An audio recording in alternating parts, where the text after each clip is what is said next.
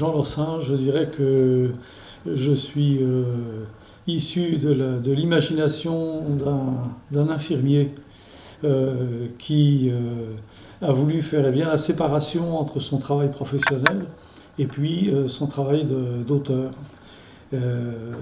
Mais bon, c'est une séparation qui était tout à fait artificielle, parce que dans la réalité, c'est en puisant dans la vie de tous les jours qu'on écrit les plus beaux bouquins. Donc, ma foi, depuis les années 85-87, j'écris et je me fais éditer. J'ai écrit une douzaine de bouquins, aussi bien des romans que des contes normands.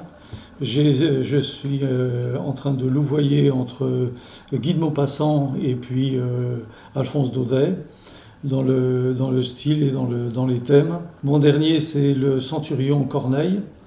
C'est l'histoire c'est un roman, totalement, même si il est historique parce que il va plonger dans l'histoire des Romains, des soldats romains qui occupaient Jérusalem à l'année 0. Et ils avaient toute une vie, etc., de confrontation un petit peu avec les Juifs du pays. Et voilà qu'il y a un trouble fait qui va arriver, qui s'appelle Jésus, et qui va perturber la vie de tous ces gens-là. Et donc ils réagissent, il y en a qui réagissent pour, il y en a qui réagissent contre, mais chacun réagit avec ce qu'il vit et puis ce qui se passe autour de lui. Les précédents, c'était des petits romans sur des événements qui se passent dans notre région, ou même à Paris, puisque Monsieur Louis, l'artiste peintre, pendant la guerre de 39, vivote dans son petit coin en vendant des petites aquarelles sans faire de bruit, de manière à ce que personne ne le remarque. Et un jour, sa femme lui ramène du marché un homme qui était pourchassé par les Allemands et qui se trouve être l'antithèse de Monsieur Louis. Autant l'un est un gagne petit, autant l'autre a des appétits d'ogre. Et il y en a un qui aime l'argent, il y en a un qui n'aime pas du tout l'argent, qui n'en a rien à faire. Il y en a un qui est expansif, il y a l'autre au contraire qui est introverti. Et finalement, celui qui était caché dans le KGB pour ne pas être vu par les Allemands, petit à petit va grignoter l'espace vital de l'autre qui va se retrouver caché dans le KGB à son tour. Il y a un chassé-croisé qui est intéressant. J'ai un autre bouquin qui est terminé, qui s'appelle Le Cardinal de la Malta Blanca. C'est un homme qui veut absolument grandir dans l'échelle sociale, mais sans donner beaucoup de mal.